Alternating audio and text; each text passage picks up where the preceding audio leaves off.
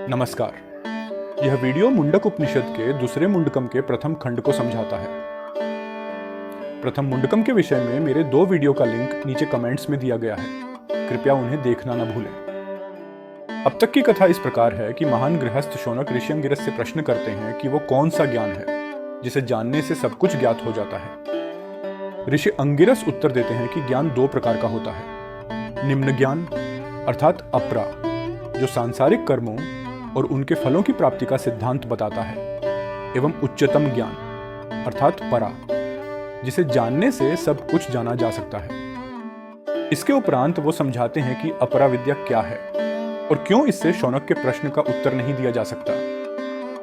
आइए अब देखें कि दूसरे मुंडकम में ऋषि अंगिरस किस प्रकार परा विद्या के द्वारा इस प्रश्न का उत्तर देते हैं।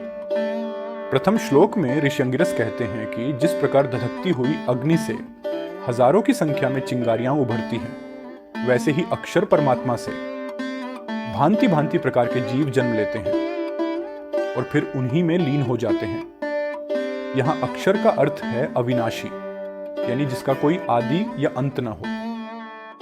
परमात्मा अथवा ब्रह्म ही जगत का स्रोत है, और क्योंकि इसी से सब कुछ बना है, इसलिए इसे जान लेने से हम सब कुछ जान सकते हैं।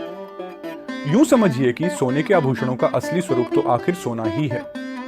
यदि आपने ये जान लिया कि सोना क्या है, तो आभूषण केवल उस सोने के नाम और रूप ही तो है। उसी प्रकार इस विश्व का यदि एक ही स्रोत है, तो उसे जान लेने से हम पूरा ब्रह्मांड समझ सकते हैं। आगे ऋषि अंगिरस बताते हैं कि वो परमात्मा उज्ज्वल है, निराकार है एवं सर्वव्यापी है।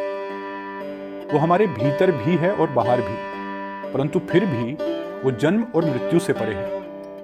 उसका ना कोई शरीर है, ना ही कोई मन। वो शुद्ध है और इस माया रूपी संसार के कण कण में भरा हुआ है, परंतु फिर भी वो माया से परे है। यहां यह समझना आवश्यक है कि ब्रह्म माया से परे होकर भी सृष्टि के कण कण में समाया हुआ कैसे है।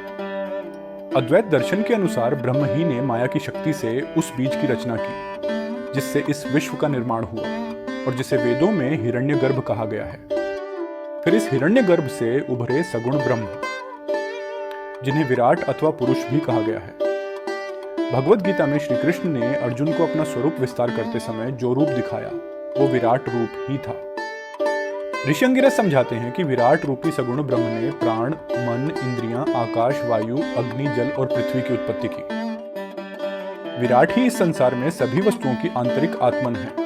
उनका सिर अग्नि से बना है, उनकी आंखें सूर्य और चंद्रमा हैं, उनके कान चारों दिशाएं हैं, उनकी वाणी से निकलने वाले वेद हैं, उनकी सांस वायु है, उनका हृदय सारा ब्रह्मांड है और उनके चरणों से पृथ्वी उत्पन्न हुई है। विराट ने ही सूर्य के ईंधन से अग्नि उत्पन्न की, क्योंकि सूर्य ही पृथ्वी पर हर तरह की ऊर्जा का स्रोत है। और अग्नि से बादल बने एवं इन बादलों से बने पौधे। इन सबसे पुरुष लिंग में प्रकट होने वाली वो अग्नि बनी, जिसके स्त्री योनि में प्रवेश करने से सभी प्राणी जन्म लेते हैं और इस प्रकार सभी जीव उत्पन्न हुए। विराट ने ही ऋग, साम, यजुर, दीक्षा, यज्ञ, समस्त क्रतु, दक्षिणा, समय, यज्ञकर्ता और वो लोग जिनकी प्राप्ति के लिए यज्ञ होते हैं, इन सभी का निर्माण किया।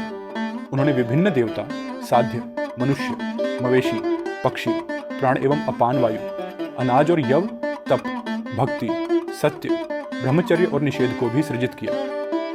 7 तरह के प्राण, 7 ज्वालाएं, उनका 7 गुना ईंधन, 7 गुना हवि और वो 7 लोक जहां प्राणी रहते हैं, ये सब भी विराट ने ही उत्पन्न किए। उनसे ही समुद्र, पहाड़ और भांति भांति प्रकार की नदियां निकली।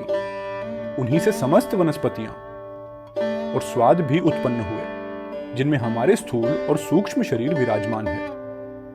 स्थूल और सूक्ष्म शरीर समझने के लिए पंचकोश विवेक विषय पर मेरी वीडियो देखें, जिसका लिंक मैंने कमेंट में दिया है। अंततः विराट ने ही संपूर्ण ब्रह्मांड अर्थात कर्म और तप बनाए। इस प्रकार ये सारा ब्रह्मांड केवल ब्रह्म ही है, क्योंकि ये विराट से उत्पन्न हुआ है, जो स्वयं ब्रह्म से सृजित है। जो भी इस सत्य को अपने मन में समा लेता है, वो अज्ञानता से मुक्त हो जाता है और सभी प्रश्नों का उत्तर पा लेता है। आशा करता हूं कि वीडियो आपको पसंद आया होगा। कृपया लाइक एवं सब्सक्राइब करना ना भूलें। धन्यवाद।